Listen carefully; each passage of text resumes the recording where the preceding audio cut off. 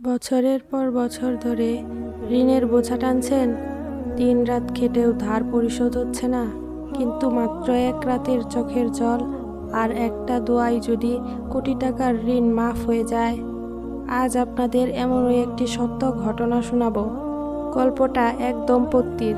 স্বামীর ঋণের বোঝা দিন দিন পাহাড়ের মতো ভারী হয়ে উঠছিল।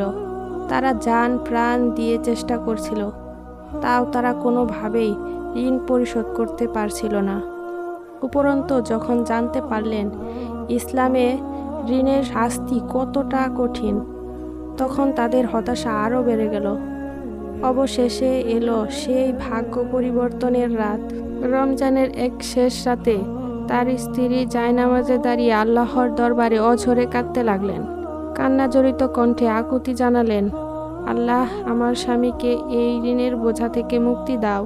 এর পরের দিন ঠিক ইফতারের আগ মুহূর্তে স্বামীর ফোনে একটা কল আসলো। উপাস থেকে কথা শুনে স্বামী বাচ্চাদের মতো হাউ মাউ করে কেঁদে উঠলেন। স্ত্রী ভয় পেয়ে জিজ্ঞাসা করলেন, কি হয়েছে? স্বামী নিজেকে সামলে বললেন, ঋণদাতা ভাইটি ফোন করেছিলেন। তিনি আমাদের সব ঋণ মাফ করে দিয়েছেন। আমাদের একটি টাকাও আর পরিশোধ করতে হবে না। মাত্র এক রাতের দোয়ায় বছরের পর বছর জমে থাকা ঋণ শোধ হয়ে গেল। স্বয়ং আল্লাহ কোরআনে বলেছেন, তোমরা আমাকে ডাকো, আমি তোমাদের ডাকে সাড়া দিব। তাই সমস্যা যত বড়ই হোক না কেন, আজ রাতেই মন থেকে আপনার সৃষ্টিকর্তাকে ডাকুন। নিশ্চয় তিনি মুশকিল আসান করে দিবেন।